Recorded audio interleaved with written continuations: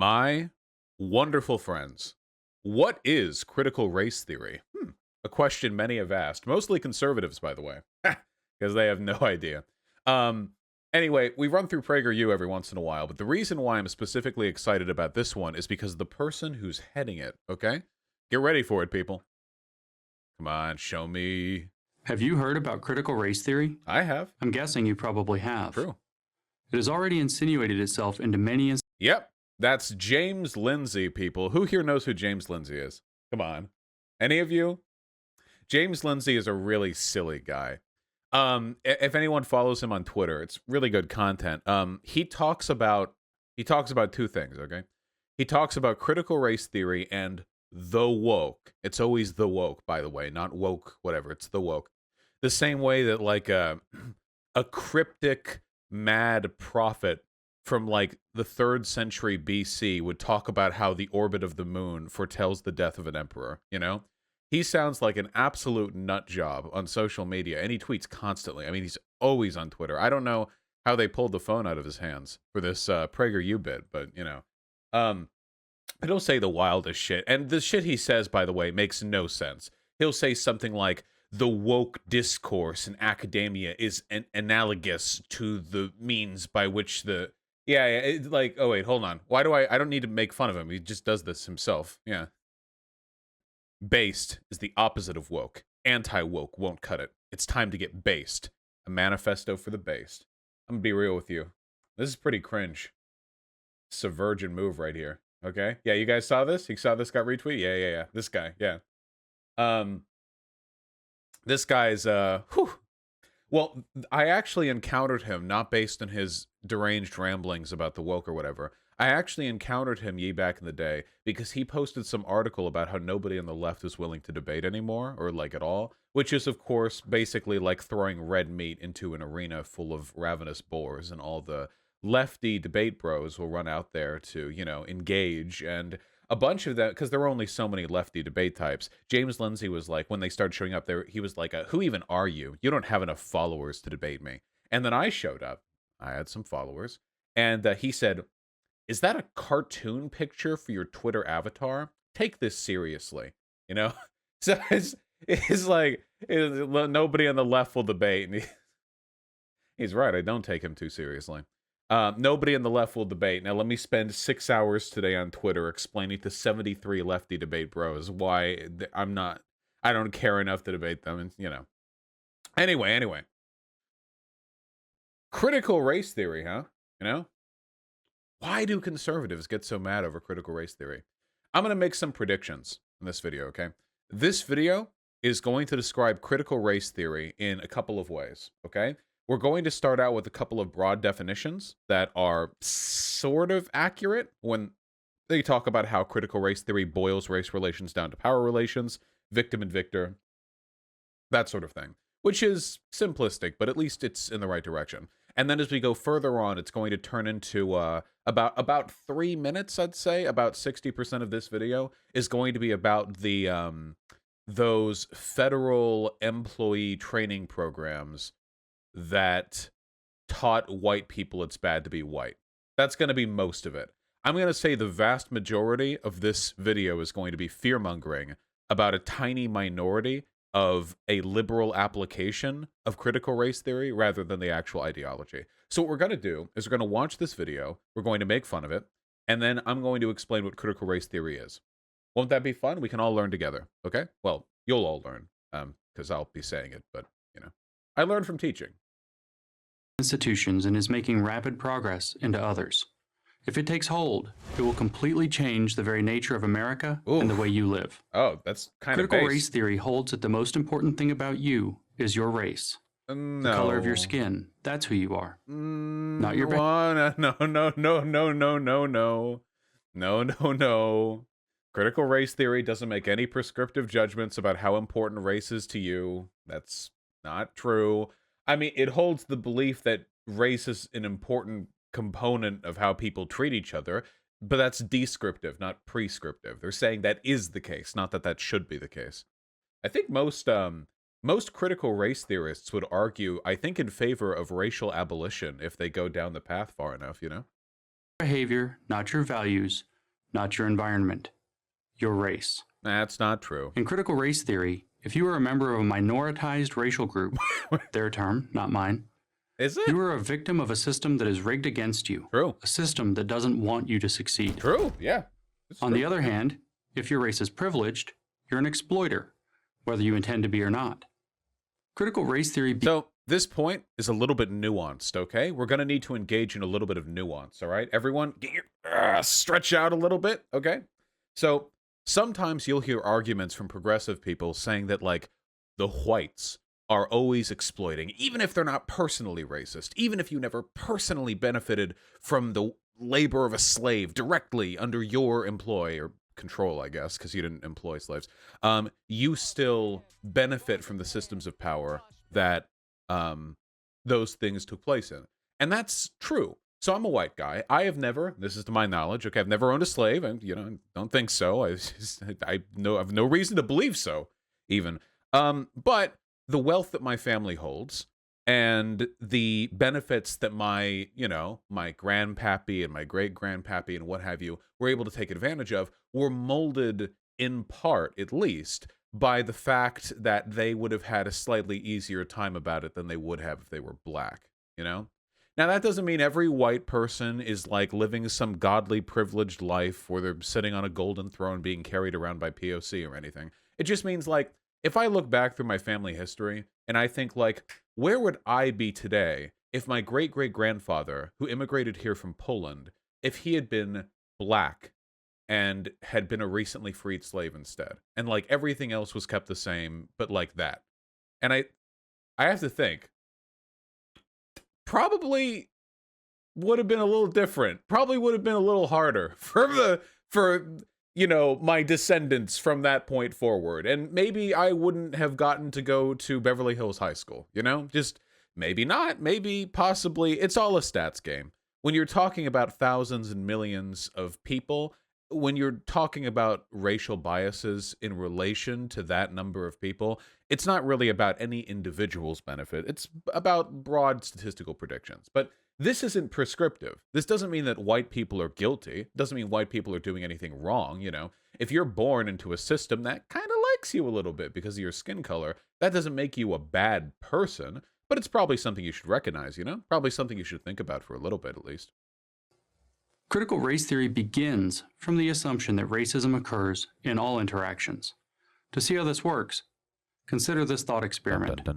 Imagine you own a shop and two customers enter at the same time, one white and one black. Okay. Who do you help first? Wait. The ordinary American cashier would help the person as they in the order in which they entered the store. But a critical race theorist would always prioritize helping the black person because of this. Is that really where we're going? That's where we're going right now, isn't it? This is the best thought experiment they could come up with? If you help the black person first, critical race theory would say you did so because you don't trust black people to be left alone in your store. What? Wait, it was even stupider than what I thought it was going to be. What? If you help the black person first, it's because you want to get them out of there as quickly as you can. If you want to help the white person first, that means that you trust white people more and you like talking to white people and you hate talking to black people. What are you talking about? Well, you know, I'll hand it to these guys. I can't prove a negative, but I have never seen a critical race theorist say this, and I don't think they have either. In fact, I'm going to go so far as to say that nobody has ever said this. That if you trawl through the millions and billions of stupid dumbfuck lefty Twitter posts, you will never find anything like this, okay? I challenge James Lindsay to go scrolling through Twitter to find some two-like tweet from a 14-year-old, okay? And explain to me how they based their understanding of critical race theory off that tweet. That's racist. If you help the white person first instead, critical race theory would say you did so because you think blacks are second-class citizens. What? That's racist too. Okay, just to be perfectly clear, okay? If anyone, I invite conservatives to think about this for a second. Do you really believe that an academic discipline is so? They do believe this. I don't know why I'm asking, but I'll ask it anyway. Do you really believe that an academic discipline is just a bunch of catch-22s where you're racist no matter what you do, and the entire purpose of that discipline is just to explain to white people that no matter what choice they make, if you see a black person coming at you down the street in the sidewalk, do you stay on your side of the sidewalk or do you go to the other sidewalk? If you go to the other sidewalk, you're racist because you want to avoid interaction with black people. But if you stay on your side of the sidewalk, you're actually being double racist because you're overcompensating for the fact that your white biology wants you to move to the other side of the sidewalk. Like, it's interesting because I think that the PragerU people are projecting a bit of their racism onto this analysis. For example, the only way their critical race theory analogy would make sense is if the shop tender in this example was white. But they didn't specify that, did they? They just kind of assumed it, which is interesting to say the least. The only way these catch-22s work is if you're under the impression that like people are inherently racist, and critical race theory exists to point that out. Like, I just don't know which direction we're going with this. That's critical race theory. It can find racism in anything, even if it has to read your mind to do it. Critical race theory... Well, to be fair, the only way you could ever see racism is to infer it. People don't say they're racist, or at least very few people do. If there's racist behavior, you have to use inference to determine whether or not it's motivated by some, you know, racist preconceptions. Is a uniquely American invention. Brewed up at Harvard Law School in the 70s, now part of the academic and media mainstream, it is also... Wait. Okay, hold on. One piece of misinformation at a time. Okay, hold on. Critical race theory is a uniquely American invention. Okay. As I understand it, critical race theory as it's understood today has its philosophical roots in a wide range of European academics, does it not? I'm pretty sure, isn't this stuff often tied to the Frankfurt School? But the Frankfurt School was, like, they were Europeans? Like, I mean, you could say that this originated in America, but you know what else did? Everything! It's goddamn America! Brewed up at Harvard Law School in the 70s, now part of the academic and media mainstream. That's not true at all. Critical race theory is an idea that's banted about in the humanities. The idea that it's like the holistic totality of academic or media mainstream. This is not true. It's not even remotely true. It is also uniquely un-American because it rejects the core tenets of the American classically liberal Judeo-Christian value system. You know, this is a bit apropos of nothing, but I like the fact that the PragerU people keep using the term Judeo-Christian in spite of the fact that that doesn't actually mean anything. Christians have spent the past 2,000 years dumping on Jews. The only reason they say Judeo-Christian is because they want to evoke the aesthetic of Christian nationalism, but Dennis Prager is Jewish.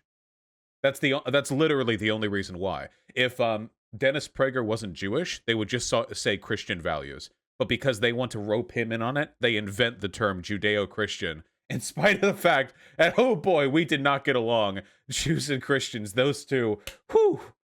Sorry, when I phrase it that way, it makes it sound like this was kind of a blow for blow type thing. That's not true at all. You know, in case you ever wonder, by the way, why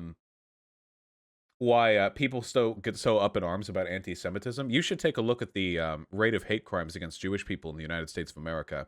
It is massively disproportional to their population. I actually didn't believe it because I grew up with a lot of Jews in like a nice neighborhood, so like nothing really happened. But if you actually look at it, like Jewish people, synagogues, all that shit, they get an unbelievable amount of hate crime done against them. It's wild. Why does everyone hate Jewish people, Vosh? Jewish people kind of have, there's a lot of inertia to conspiracy. Far-right groups tend to be conspiratorial because they tend to be individually pathetic and they need some kind of collective other to blame their personal problems on.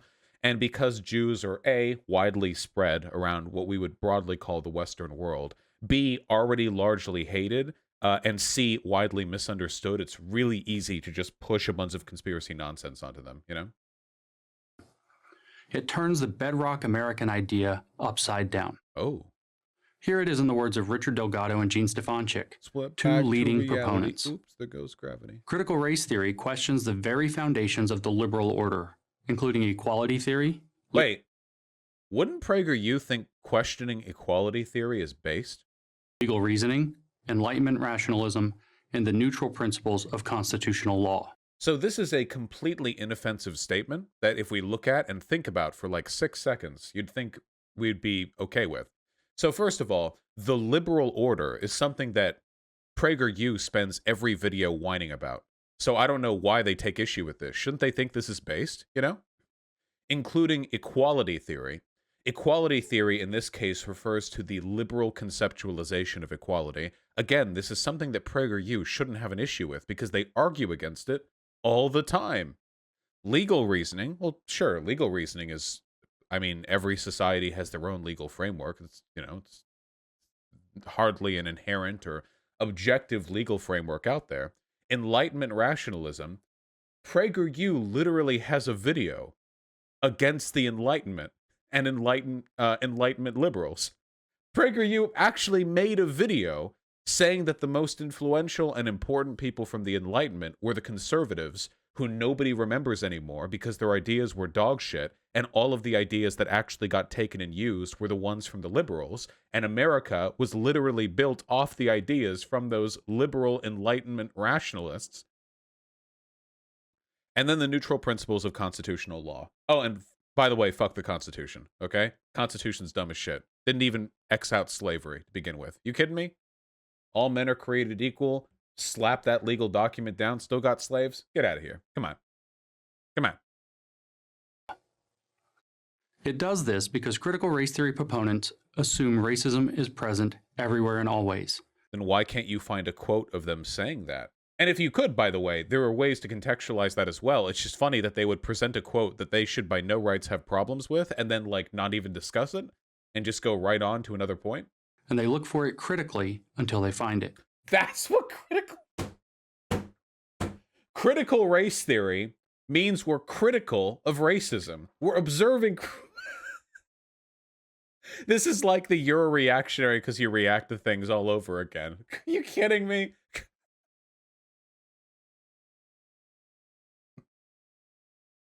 Oh my god. Yeah, this floor is made of floor. And they always find it. Oh. It has to be there because that's how the imperial European powers and then America set things up. Oh, I mean, hey, you know, you said it, not me. Here, as in all dangerous academic theories, there is a kernel of truth. Oh. Human beings were not preoccupied with race until the 16th century, when Europeans began to explore and then colonize other parts of the world.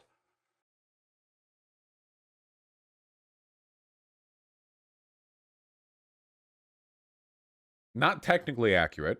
There were plenty of racial theories that existed before the 16th century. What he's referring to right now is the modern scientific conceptualization of race. And when I say scientific, I'm doing it with very large air quotes here. The pseudo-scientific conceptualization of race. It's interesting because admitting this runs contrary to the contents of many other videos of theirs. But okay. I'm pretty sure I remember PragerU making videos on inherent human tribalism before and using it as a justification for some degree of like racialized, like the understanding that people are going to be like nationalistic or like they didn't say like racial bias, but they flew past it with cultural bias, which I mean, we know what they're saying. Oh, and if anyone's curious why this took place, the simple reason for this is humans have had like really wild ideas about what made different groups of humans different for basically as long as we've existed. You know, if you go back far enough, of course, we coexisted with Neanderthals, in which case there was an extremely real, very biologically inset difference between us and other, you know, and them. But obviously Neanderthals didn't last long. And excuse me, given enough time, as human beings spread out around the world, we found people who looked different than us. People had wild theories. Some people were like, I think it was Aristotle who believed that it was about blood thickness, that the Arabians had thin blood, which made them clever, but also darkened their skin. And the Nordics had thick blood, which made them dull-witted, but very courageous, or something like that. Like, just some truly wild... And if you go all around the world, like, the Chinese had their own ideas of what made different races, and the Africans had their... Just like the whole... This all over the place, you know? Yeah, some truly bloodborne shit, you know? Yeah, Aristotle was the one who founded the city of Yarnum and the healing church, where he discovered... Yeah. Anyway, so one of the issues was, ye back in the day, the idea that black people were inferior to white people was not like this massive, commonly held concept. People were more nationalistic than that. It was more like Anglos versus Franks, if that makes more sense. I'm generalizing a bit here, but um, then we started the transatlantic slave trade. And here's the thing, okay? People felt real bad about it. You can find writings on this. It turns out there's just something really damaging to the human spirit about participating in the enslavement and slaughter of millions of people. You know, some of them, they just got those heart pangs, those Europeans, you know, they carrying all these Africans over across the ocean. They're thinking, So they needed a theory to post hoc justify their treatment of black people. And what they hit upon eventually was the pseudoscientific conceptualization of black, white people, and what have you being genetically different from one another. It wasn't some conceptual spiritual thing. It was direct physiological genetic differences, and that whites were better than blacks, and that justified our treatment of them. And if you take a look at when these ideas emerged, the dehumanization corresponded almost directly with the social need for dehumanization. That is to say, our modern understanding of race was born not of science, but rather of people using science to quell guilt. Again, this is a fair simplification, but I think that's a decent, simple reading of the history of the modern conceptualization of race. Drawing distinctions between the races reached its peak in the 19th century with the widespread use of slave labor in North and South America. No one denies this. Wait, okay, wait. No. All of you deny that. Hold on. I've had this argument with a lot of conservatives, and yet conservatives do not believe what you just said. You do not get to stand on the cliff's edge for years and then back off, run away from it while screaming nobody's ever been stupid enough to run up the edge of the cliff. Come on. Yeah, you're losing the radical right now. Come on. Since then, the Western world, and most especially America, has spent a lot of time, money, and blood breaking free of its racist past. Oh. It's been a rocky road for sure, but great and we've broken free now. Progress has been made. Critical race theory says all this progress is a mirage. Racism never died, never even faded a little bit. It just hid itself better. True. I mean, dog, James Lindsay voted for Trump, I assume. Trump literally went up there and did a speech on how Black Lives Matter was going to invade the suburbs. The 1776 commission that he, commissioned and briefly had up on the White House website was essentially a refutation of what they referred to as critical race theory. And in doing so, they didn't even mention slavery. Sean has an excellent video on this, but sorry, refutation, not repudiation, my bad. They didn't even mention slavery in it. They do this whole thing on like the history of America, and they refer to slavery as a challenge to America's values, like it came from somewhere else, like it was an invading force. They said, here are some challenges to American values: slavery, progressivism, socialism, and fascism. Like these are invading forces from without, you know? Wait, didn't I hear you shit-talking Sean a few days ago? Yeah, and you'll hear it again in a few days more, but always about his Twitter account. So like America was like la-di-da, like walking down the street, and then slavery attacked, and we had to like beat it off. No, I would say that racism is alive and well. Oh, and by the way, please keep this in mind, okay? Conservatives have been moving this post forward for 2 centuries now, okay? This argument, it's always the same argument, okay? America was racist, but now we're not. They said that after the slaves were freed. They said, we have committed ourselves to the abolition of slavery, and in doing so, we have truly gotten rid of racism in America. Separate but equal? Hey, it's equal. Happy days. And back during the Civil Rights Movement in the 1960s, people made James Lindsay's argument over here. Sure, America used to be racist, but today, it's not. They would say this to Dr. Martin Luther King Jr. They would say this to civil rights protesters. And of course, there was still racism, and at least legally, they got rid of that discrimination. And nowadays, today, in the modern era, the discrimination that people of color face is not very overt, and it's not very legally evident. There aren't laws saying, like, black people suck, nah. But just because it's not as overt doesn't mean it's not obvious if you take, like, 3 seconds to look at it. This is one of the reasons why there's no point in ever paying attention to James Lindsay's shitposting on Twitter. It's because people who are anti-woke and anti-critical race theory aren't just opposed to some ideas or modes of behavior. They're opposed to the recognition that racism exists at all in the modern world. If you were hearing criticisms from a person who could say, oh, I recognize America still has racism. However, I still take issue with this tenet and this tenet of critical race theory, maybe I could pay a little more attention to it, because at least they're willing to accept the premises. Okay? But this right here, this would be like a criticism of general relativity from a flat earther. Does that make sense? That's what we're watching right now.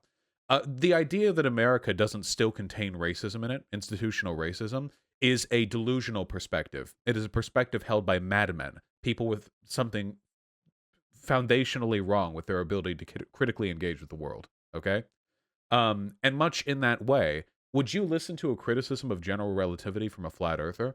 I mean, maybe there are some issues with general relativity, but is that the person you want to listen to for those criticisms?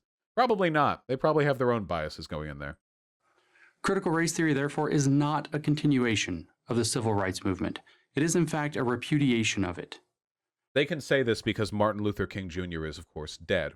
Most of the tenets expressed by critical race theory are basically in line with what Martin Luther King Jr. believed in. Martin Luther King Jr. was not of the opinion that racism could be solved with the passage of the Civil Rights Act. He was a radical socialist and a believer that America owed a great debt to the black people in its population, and I guess the black people all around the world, really. And there are many, many quotes and speeches from him saying exactly this. The idea that Martin Luther King Jr. would have been outraged by the beliefs of critical race theory is ridiculous, especially since critical race theory is based in critical theory, and critical theory is based in Marxian analysis of class. Given the fact that MLK was a socialist, yeah, I don't know. Feel like he would have gotten along just fine with these ideas. To critical race theorists, Martin Luther King was both wrong and naive. Wait, they did it. They brought him up. Conservatives love to bring up Martin Luther King Jr. because he's like a dead puppet they can wave in the face of living black people to tell them they're being uppity. That's the reason why conservatives claim to love MLK. They get to shove their hand up his puppet corpse ass and wave him around in front of, you know, like that's the only reason. Oh, they despised him at the time, and they despise him privately too. 100%. Dennis Prager, probably in his private moments, thinks very, very little of Martin Luther King Jr., to say the least. They still hate him, but they know they can weaponize him, so they go for it. White Americans can never judge blacks by the content of their character. They can only judge them, always unfavorably, consciously or unconsciously, by the color of their skin. So their understanding of critical race theory is every interaction is only race, and it's impossible to think of anything but race, and white people are racist no matter what they do. That sure is a convenient straw man to present if you're trying to get your conservative audience to be absolutely terrified of an idea. Why do conservatives fear critical race theory so much? Ironically, not since the Aryan obsession in Germany in the 1930s and 1940s. No, oh no, don't do it! You're gonna die, you madman! Give it! Or South African apartheid in the second half of the 20th century, has the social movement been so obsessed with race. Yeah! Oh, baby! That feels good. Hey, I like how they're relating Nazi Germany. Apartheid in the second half of the 20th century, has the social movement been... Oh, man. It's really funny because... isn't the typical conservative line basically like pro-South American apartheid? Every time conservatives bring up South Africa, not South America, South Africa, every time Americans bring up South Africa, it's like, damn, things sure were better back in the 80s, you know? because they circulate that one story of like white farmers being attacked or something like that. Yeah. Yeah, Reagan defended South American apartheid. Yeah, conservatives loved South American apartheid. But again, this is how the wheel turns. Conservatives will defend every, did I say South American again? South African, sorry. We just have so many Brazilian fans in the audience. I'm always thinking of you. Conservatives will defend every genocide, every apartheid state, everything bad about the world, but then the moment public opinion turns, they will not only pretend that they never did that, they will then use the ghosts and the heroes of that civil rights movement to shame the leaders of the current civil rights movement. That's what they do. They learn from history only insofar as they can puppet the corpses of men who would have had them peacefully and civilly charged in court. With race. Critical race theory is then, in a very real sense, a counter-American revolution. Oh. But that's a positive, not a negative to those who subscribe to the theory. The American experiment was given a 400-year tryout, and it doesn't work. So let's scrap it. That's what they believe. Scrap what? What components of this belief? It's incredible how, for a YouTube channel that purports to give you university tier education, how little they actually say about any of the shit they're talking about. I mean, what is this? Is that what you believe? I'm going to guess that most of you don't. So how do we stop critical race theory before it infects the brains of too many decent Americans, especially young people? Hey, here's a question, just out of curiosity. If critical race theory is literally just, we want to destroy America, all white people are racist, everything is about race, then how exactly did it become a mainstream view? Like, if it's that stupid, I mean, if there's no merit to it whatsoever, how exactly did this spread? Now, of course, if you ask this question, what you get fundamentally is anti-Semitism. They respond with the cultural Marxism conspiracy theory, previously known as cultural Bolshevism. The idea that some nefarious group of people with a different set of interests have infiltrated our academic systems and are using it to disseminate anti-white, anti-Western propaganda to destroy America. And if you run that down far enough, it becomes pretty clear just how flimsy their use of the term Judeo-Christian really is. And turns us into something we have never been and shouldn't ever want to be. The answer is simple. Refuse to accept it. Don't be intimidated by the heads I win, tails you lose logic of this self-destructive, America-hating, anti-reality idea.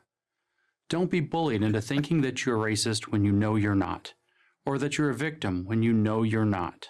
Ooh, throwing it out there, sad black lady. You're not a victim. Get the fuck out of here. Come on. No, you're not. Defend yourself while you still can. What? You still can't? Is this The Walking Dead? Jesus. What? Save yourself. Oh, there's still hope. Christ. Well, I mean, that's a tenet of fascism, right? Every threat has to be escalated to some kind of civilization-ending crisis because it's the only way they can motivate their followers to believe and adhere to the fear necessary for them to subscribe to fascist ideas. I'm James Lindsay, founder of New Discourses for Prager University. Yeah. So in summary, James Lindsay is a giant pussy with a huge victim mentality, and I would love to talk to him sometime. And I know you're going to hear this, Lindsay, because you were never not on your phone. Clips of it are probably being like recorded and posted to your DMs right now, okay? So anytime you want to talk, buddy. You ran away from that first conversation, like with your tail between your legs. It was pretty cringe, you know? Anyway, the reason why conservatives fear critical race theory so much is because it is fairly effective at identifying racist institutions, which conservatives want to continue to exist because they are racist, like James Lindsay. That's the only reason why, okay? The idea that some relatively obscure and rarely applied academic theory would end up commanding so much of the conservative brain space that the president of the United States of America would be shit-talking it, like, multiple times in speeches, like President Trump, is ridiculous. And the reason they do it is because they fear it. If anything, conservative fear of critical race theory single-handedly justifies the existence of its theory because all the racists in society are anti-it. I mean, it must clearly be good at identifying racism, you know? It'd be like if you hear about a civil rights leader and the first thing you hear about them is that they're despised by every neo-Nazi group in America, the Ku Klux Klan, and the Republican Party, you know? The first thing you'd think about that person is, huh, they must have some pretty cool ideas, you know? They must be all right. Can we get a quick explain like I'm five explanation of critical race theory? Yeah, critical race theory is really simple, guys, okay? So think of critical race theory as a bedrock set of assumptions upon which people build other ideas, because that's how academia tends to work, okay? Now, critical theory, which is a Marxian concept, is the idea of, and this is usually applied in a class concept, is the idea of understanding society by describing and analyzing the power relations between different groups within that society, okay? So a critical theorist, for example, might take a look at the Keystone Pipeline or the 99% or Occupy Wall Street movement, and they might take a look at it and analyze it based on the competing interests and challenges posed by different economic classes. Critical race theory does this, but it does it in a racialized sense rather than a class-based sense. So critical race theory, critical race theory is when you're critical of racism. Critical race theory, put very, very simply, is why did Ferguson happen the way Ferguson happened? You know? Why did things happen that way? Why? You know? There are many sociological lens of analyses. One of them, for example, is a what is it? Oh God, it's been a while since I graduated. Structural functionalism. So a structural functionalist would analyze Ferguson and all the terrible stuff that happened there by trying to explain the ways in which these anomalous reports on racism refer back to some underlying social need. Why are cops racist? Why do the police behave the way they do? Why do city governments allocate their resources the way they do? Well, they do so because there's an underlying social utility. Structural functionalist theory is very useful. I find that it can be a little bit overly accepting of problems, where if something exists, it must exist because it has a purpose. And if it has a purpose, then it's defensible, at least in some respect. And I disagree with that fundamental assumption. Again, we're simplifying a bit here.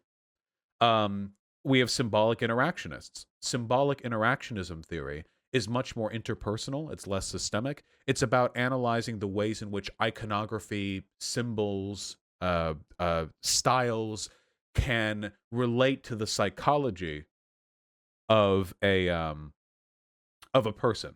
So this might be a conversation held around the Blue Lives Matter flag, you know? What does the Blue Lives Matter flag mean? What images, what concepts is it meant to evoke? Or do we look at it and do we think that we're comforted? Do we feel fearful? What does it mean to us? What did they mean when they produced it? These are just ways of analyzing a situation. And then we have critical race theory. And a critical race theorist might say, for example, the reason Ferguson is the way it is because the entrenched power systems within this city are ones which predominantly benefit white people. And it has been the antagonism between those who have held that racial power and those who have not held that racial power that has kept this city in the position that it is. The problems have arisen because of the antagonism between these groups. That's the basic premise of a critical race theorist. In reality, if you want to truly understand an issue, you have to understand it from all sociological perspectives. One perspective isn't enough to fully understand an issue, but different perspectives give different levels of utility in different situations. So just be open-minded and think about the ways in which different perspectives can lend some understanding to a complicated situation.